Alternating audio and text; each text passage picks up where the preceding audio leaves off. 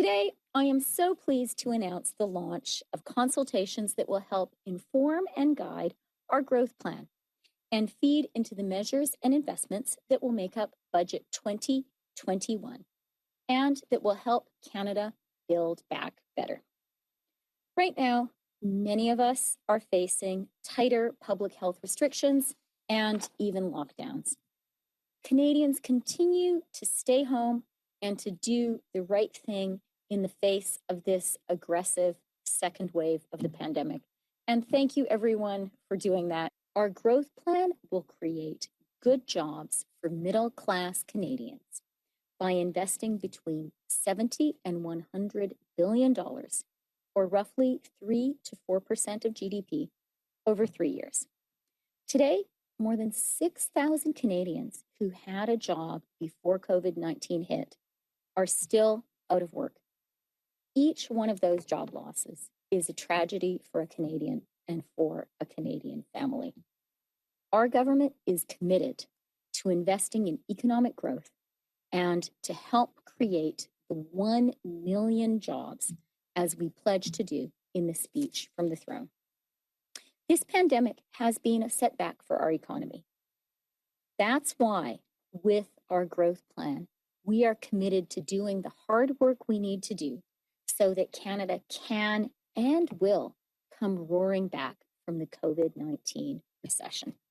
We are not simply aiming to get back to where we were before COVID-19. The pandemic has exposed critical gaps in our social safety net. And the virus has hit certain sectors, certain groups of people harder than others. Seniors, women, low-wage workers, young people, people of color, Indigenous people. Small businesses, which are not only the foundation for our economy, but the heart of our communities, have also been particularly affected. And we need to build an economy that is greener and more sustainable than ever.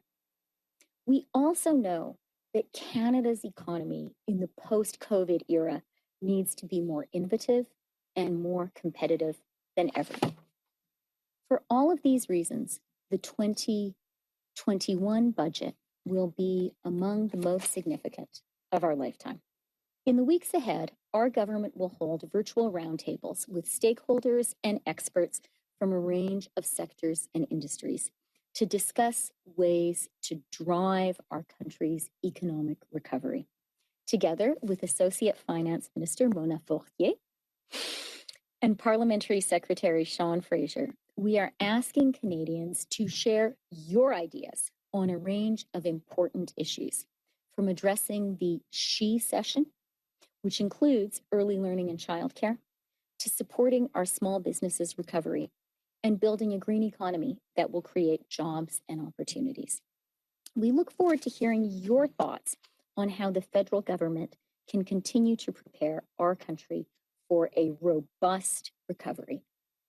The Prime Minister and President Biden, in their first conversation, have already discussed Buy America.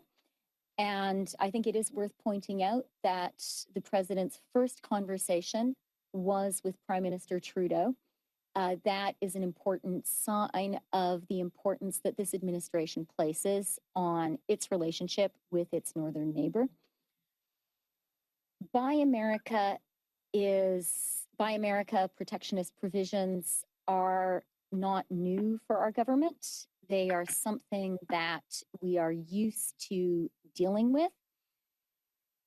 One thing that I would say is on these measures, the devil is very often in the detail. And what our experience has often shown is once we get into the details, once we show to our American neighbors and trading partners the extent to which every trading relationship with Canada is not a simple one-way trade, but is about a set of mutually dependent really, really complicated manufacturing and trading relationships, we find that we are very often able to explain to our American partners that that trade is in the mutual interest of Canadians and of Americans. In your remarks, you repeated a phrase that many members of the government have said, that Canadians are going to be able to be vaccinated by the end of September. That would, if a two-dose regimen takes a month, leave us around the end of October, the end of November, potentially for all Canadians to be vaccinated fully by that point in time, if the promise that your government have holds. Is it fair for businesses and for Canadians who are looking for certainty about what they can plan going forward to expect that life will be back to somewhat normal around October and November after vaccinations are completed?